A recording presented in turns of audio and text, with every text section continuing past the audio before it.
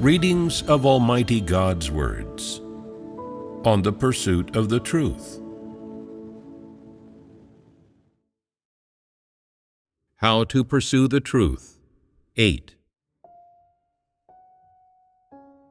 The first practice for pursuing the truth. Letting go. Letting go of the barriers between oneself and God and one's hostility toward God. 1. Letting go of one's notions and imaginings about God. Letting go of one's notions and imaginings about God's work. F. God's work does not change people's innate conditions. It aims to change their corrupt dispositions. Tell me, does the degree to which people resist and rebel against God have anything to do with whether their caliber is good or bad? Do people resist and rebel against God because of poor caliber? Have you ever considered this question? Is this a question that's worth considering? Some people say, because we have poor caliber, because the caliber God gave us isn't good, we resist and rebel against God severely. Is this statement correct? No. Based on our previous fellowship about the differences between innate conditions, humanity, and corrupt dispositions, which category does caliber belong to? It belongs to innate conditions. So, do you know whether the various aspects of innate conditions are related to people's humanity and corrupt dispositions? Let's start with caliber. Does caliber determine the degree to which a person rebels against and resists God? No.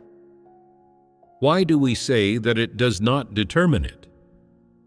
This relates to the reason why people resist and rebel against God. Do people rebel against and resist God because of poor caliber? No. It's because we have corrupt dispositions. That's right.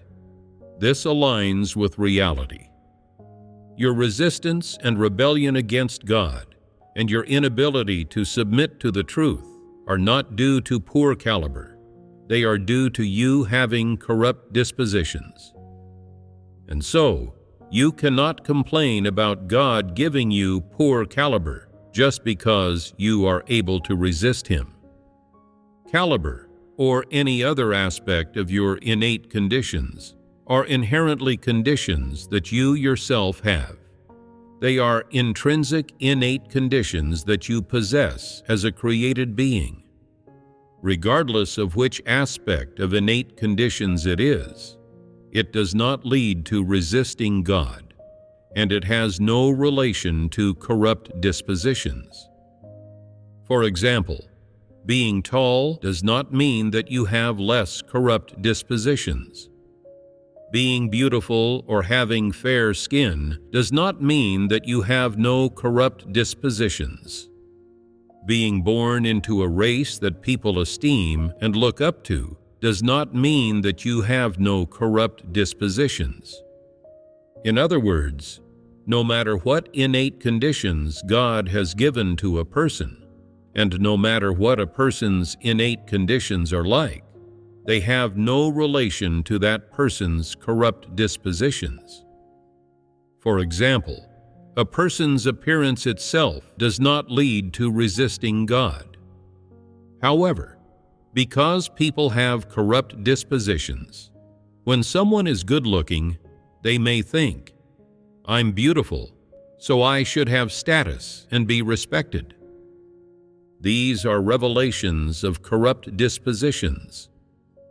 Some people use their good looks to bring their strengths into play, thus revealing many erroneous statements and actions.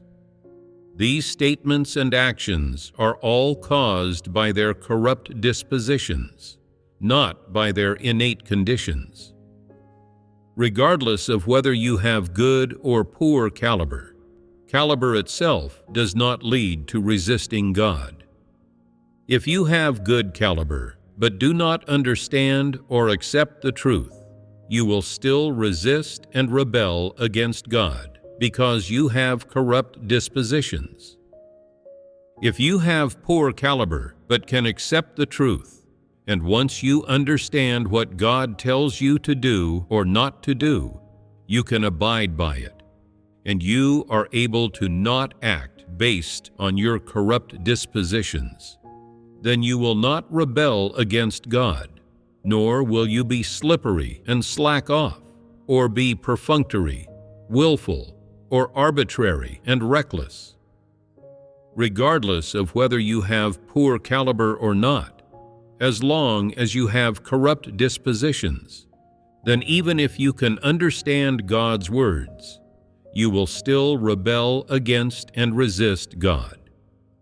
Because you have corrupt dispositions as your life, you naturally develop various satanic thoughts and viewpoints, and satanic philosophies for worldly dealings, as well as satanic viewpoints that underlie how you view people and things. And you will show off, defend yourself, and constantly want to stand out and hold yourself above others, and even to control and rule over others. These manifestations all stem from people's satanic nature. If you do various things based on your satanic nature and satanic life, then regardless of whether you have good or bad caliber, you will resist God. Caliber itself does not lead to resisting God. You have poor caliber, but can you act according to God's words as long as you understand them? If you do not have corrupt dispositions or do not live by your corrupt dispositions, then you absolutely can achieve this. Take having a particular strength as an example. People often think, since I have this strength, I'm superior to others. I should have status in God's house. I should be a leader or a pillar in God's house. These thoughts are not caused by having a strength, but are caused by corrupt dispositions. Because people have corrupt dispositions as their life, all the things they reveal, live out, and exhibit, as well as their perspectives, stances, and principles in viewing various people, events, and things, are all caused by them having corrupt dispositions as their life. These are not caused by any innate condition that God has given them. Do you understand? What do I mean by fellowshipping these words? The purpose of this fellowship is to enable you to more clearly understand and recognize your actual situation, and to recognize what your caliber is like. Don't be a person who has no reason, and don't engage in pointless struggles over having average or poor caliber, or even offer pointless excuses to illustrate that your caliber is not poor. These actions have no value. This fellowship is meant to enable you to accurately understand your caliber and your various abilities, and then find your proper position and conduct yourself according to your proper station. This will help you more to be a proper created being, stand properly in your position as a created being, and fulfill the duties of a created being. Of course, it will also, to some extent, help you more to cast off your corrupt dispositions. Regardless of what level your caliber or various abilities are at, they do not determine the degree to which you resist and rebel against God.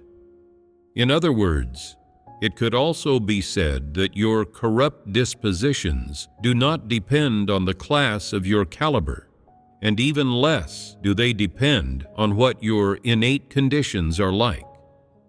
The corrupt dispositions of humans arise within their innate intrinsic flesh. After humans were corrupted by Satan, their corrupt dispositions became their inner life.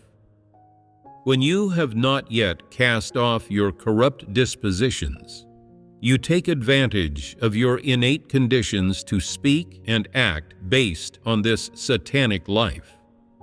This means that before you have cast off your corrupt dispositions, you are taking advantage of the various innate conditions that God gave you to serve the attainment of your own purposes.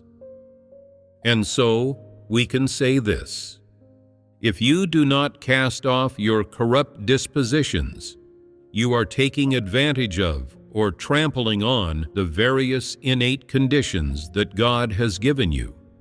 If you are in the process of pursuing the truth and practicing the truth to cast off your corrupt dispositions, you are taking advantage of the various innate conditions that God has given you properly and effectively. When you transform from having corrupt dispositions as your life to having the truth as your life, you are using the innate conditions that God has given you properly and correctly. In other words, in a more meaningful way. Do you understand now? Innate conditions themselves are not the root cause of humankind's resistance against God.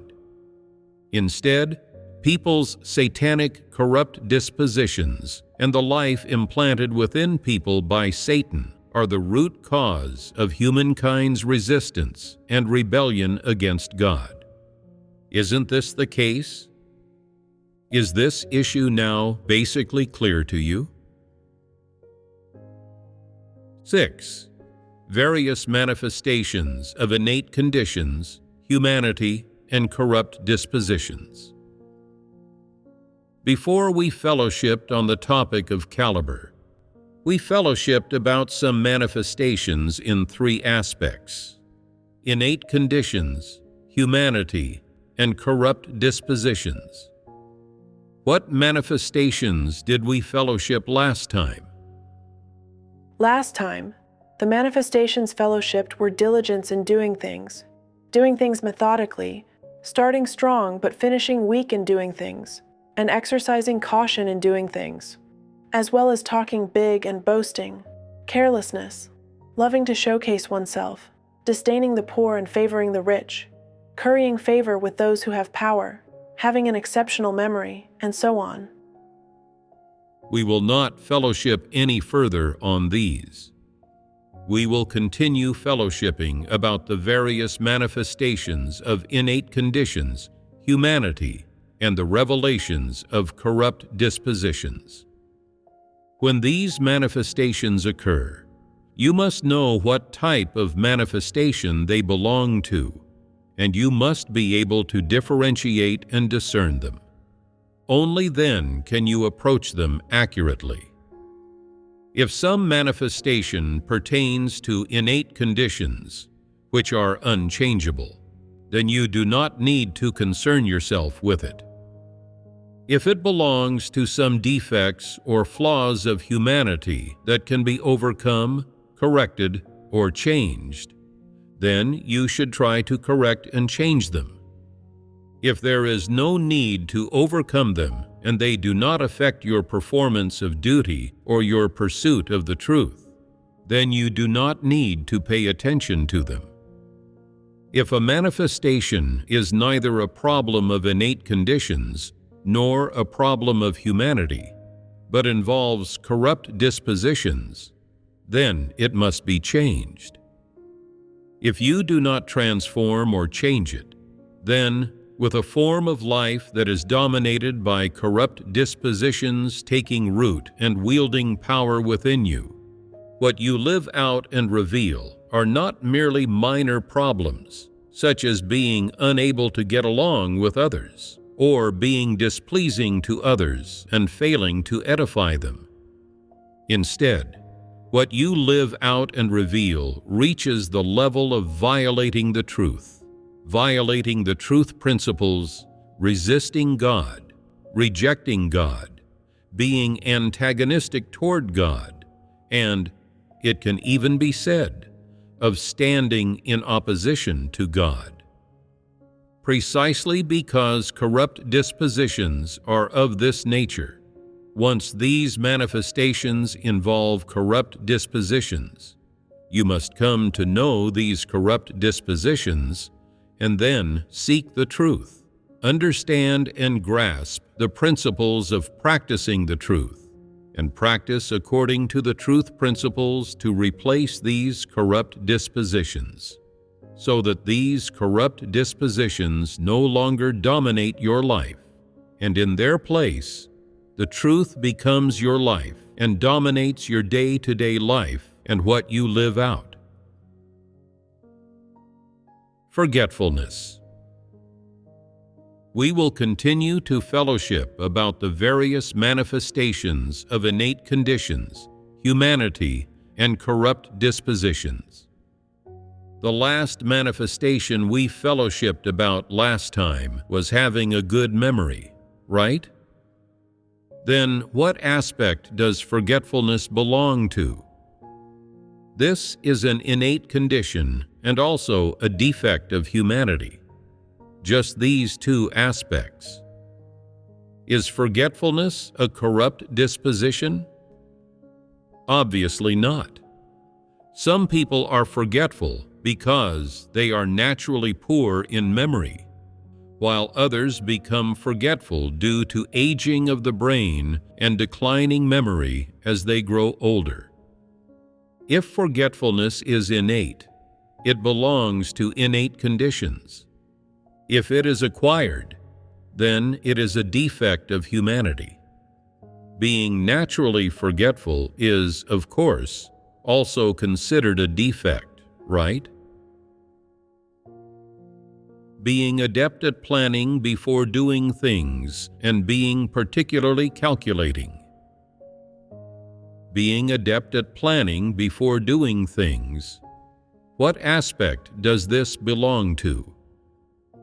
This is a merit of humanity. Before doing something, people who are adept at planning plan ahead and then follow the steps without being impulsive, reckless, or rash. They act in a steady way, not rushing to go do things on a whim, but consider beforehand how they should go, whom to go with, what to do in special circumstances, what documents or items need to be brought, whether to bring some essential daily necessities depending on the environment, and so forth. They are able to take all of these things into consideration. Before doing things, they make thorough preparations, considering more factors and being more meticulous in their considerations. They will assess in advance the distinction between favorable and unfavorable conditions, and they will differentiate between the best-case scenario and the worst possible consequences. They will make reasonable arrangements to achieve the best results. Because they are adept at planning and making reasonable arrangements, their handling of matters is usually more thorough. Unexpected situations in the things and itineraries they arrange occur less frequently, and the results of their work tend to be better. People who work with them do not feel anxious, but instead feel more at ease. So, can it be said that being adept at planning belongs, relatively speaking, to a merit of humanity? That covers being adept at planning. Then, is being calculating good or not? Being adept at planning is a merit and strong point of humanity. It is positive, while being calculating is a defect of humanity. For example, if two people have a meal that costs 10 yuan in total, and when paying, a calculating person pays 5 yuan and 50 cents, while the other person pays 4 yuan and 50 cents, they feel, "This isn't right. He paid 50 cents less. Each person should pay 5 yuan for it to be fair and reasonable. They even calculate such a small amount. If they feel that they have lost out, they become uncomfortable and are always looking for an opportunity to recoup their losses through scheming means. If they cannot recoup their losses in this way, they can't eat well or sleep well. Being calculating is a defect of humanity. If this becomes serious and they calculate even in major matters, always trying to extract benefit from others or take advantage of them, or frequently resorting to schemes for the sake of their calculations, then this is no longer merely a defect of humanity, but involves a corrupt disposition. If one's being calculating does not affect others or harm their interests, and is only present in trivial matters of daily life, ultimately leading to frequent failures or poor results in handling affairs, this is a defect of humanity. What kind of problem is being stingy? A defect of humanity. What manifestations constitute being stingy? For example, if a stingy person is about to drive somewhere and someone says, "It just happens to be on the way. Can you give me a ride? It'll only take 5 minutes, and I can give you some money for gas."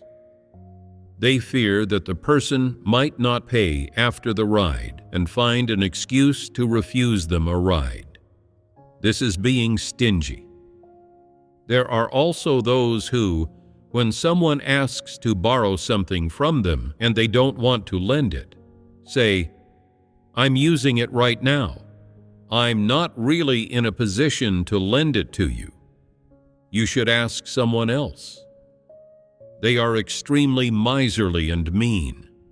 They don't have normal interpersonal interactions and greatly fear being taken advantage of by others, while always hoping to take advantage of others. This is called being stingy. There are also those who, when you ask to borrow 10 yuan to buy a meal and some other things, think it over. "I'll only lend you 5 yuan for the meal. No more, not even a cent." The next day, when they see you, they even ask, "How was that meal? Did you use the whole 5 yuan?" Their words subtly hint, "Hurry up and pay me back. You still owe me for that meal. If you don't pay me back, you'll have to treat me to a meal." People of this sort are extremely petty in their self-conduct and adept at calculating. They are not only adept at calculating when it comes to material things, but are also especially adept at calculating in interpersonal interactions. No matter what someone says to them, they always read into it and ponder the meaning behind it. If the words harm them or infringe upon their interests, they immediately retaliate. Even in conversations, they seek to take advantage and adamantly refuse to suffer any loss. This is no longer merely being petty or stingy. It is a corrupt disposition. If it only involves always trying to take advantage and avoid losses in daily material and financial interactions, this is merely a defect of humanity and has not risen to the level of a corrupt disposition. However, if it involves the principles of conducting oneself and acting, then it is no longer a defect of humanity, but has risen to the level of a corrupt disposition. So, what does generosity belong to? This can be classed as a merit of humanity. In interactions with others, generous people are not concerned very much about gains and losses. When others take small advantages or take a little something from them, or sometimes when someone fails to return borrowed money to them, they don't really calculate in regard to such things. They are relatively generous and tolerant toward others. This is a merit of humanity. Pettiness. What kind of problem is pettiness? It is a defect of humanity. What are the manifestations of pettiness? For example, during a meal, if you say to a petty person, "You have a really big appetite. You eat more than most people," they get angry. "Are you calling me a glutton?" You made a remark that inadvertently hurt them or made them upset, and they take it to heart and won't let it go. They can stay angry at you for half a month and refuse to speak to you, and you'll have no idea what caused this. In actuality, you were just making a casual remark without any intention of mocking them, but they unexpectedly magnify this comment, believing that they were being laughed at. They take even this small matter to heart and exaggerate it endlessly, blowing things out of proportion and showing no forgiveness at all. This is pettiness. Just how petty can this kind of person be? They can be as willful as children. Nobody dares to provoke them. When interacting with them, you always have to be cautious, not daring to speak to them normally, because if you do, anything you say might offend or hurt them, and that will result in consequences. The next time you meet, they will give you a sullen face, avoid eye contact, and even smash things. If you try to talk to them, they will ignore you. Neither talking things over with them nor trying to coax them will work. If you sit near them, they will avoid you and ignore you. No matter their age, they are always throwing childish tantrums and acting willfully. Isn't this pettiness? This is a defect of humanity. People like this are very difficult to get along with.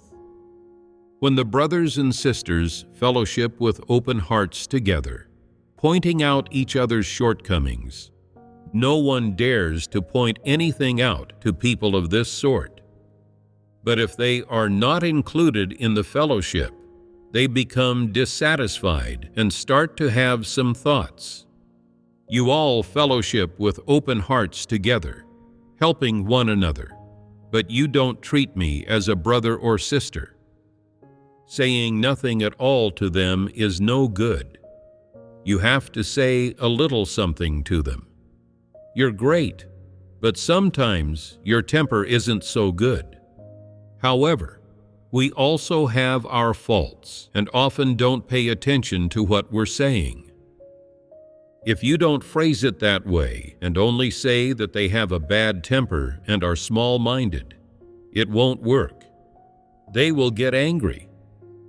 When interacting with them, you have to be especially cautious and speak carefully. If you say one thing that is inappropriate, you will have to bear the consequences. Therefore, it is particularly exhausting to interact with them. Non-believers have a term for this. They say people of this sort have glass hearts, meaning that they are especially easily hurt. At the drop of a hat, people like this feel wounded, start crying, refuse to eat, can't sleep, and become negative. They say, "You all say that I'm no good. None of you like me, none of you chat to me, and all of you avoid me and don't want to be near me." Isn't this childish?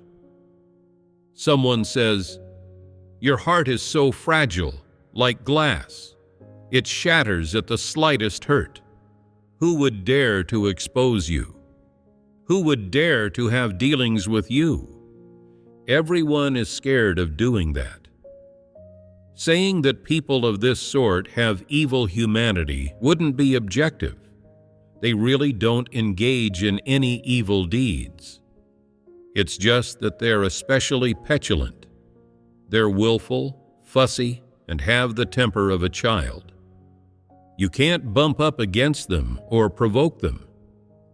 If you are forgiving toward them, they say that you're looking down on them and not taking them seriously. If you get serious with them, they say that you're being fussy with them. No matter what you do, it's wrong.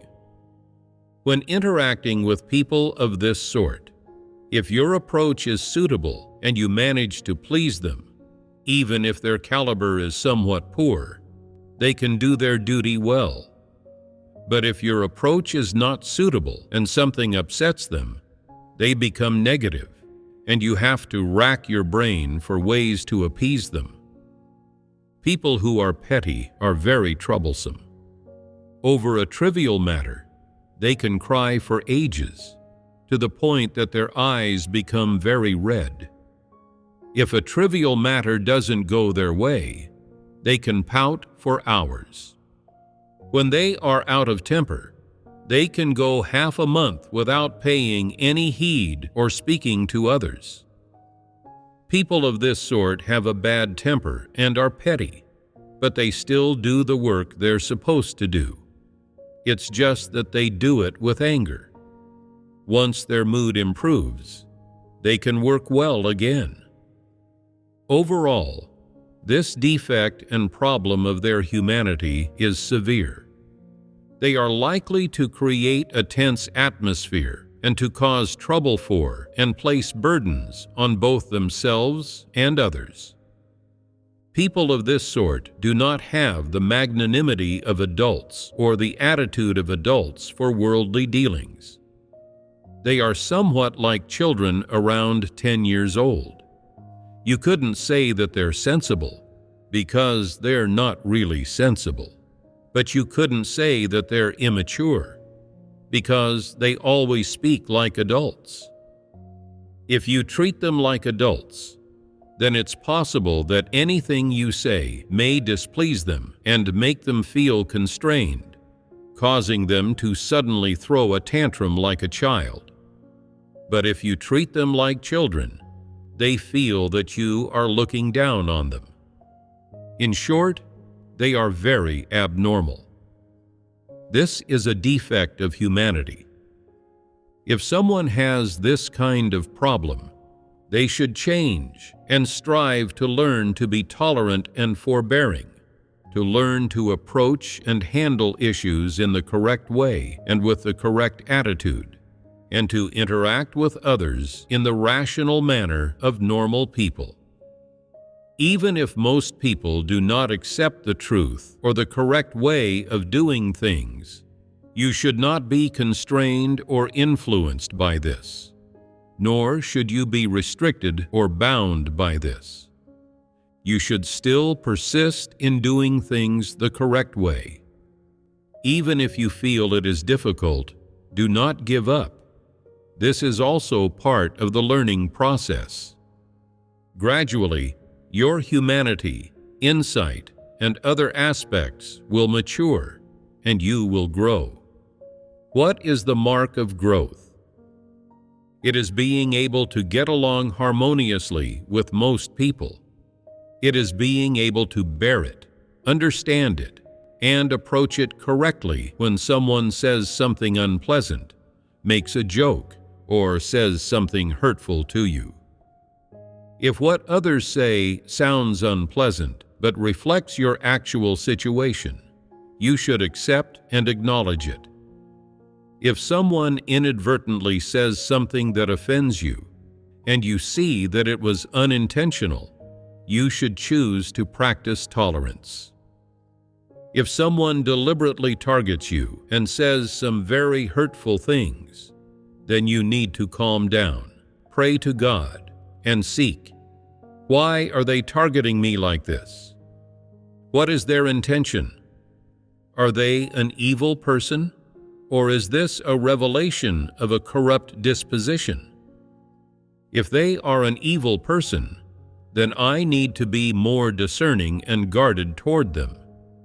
If what they say is correct and aligns with the truth, I will accept it. If it is incorrect, then there is also no need to argue with them.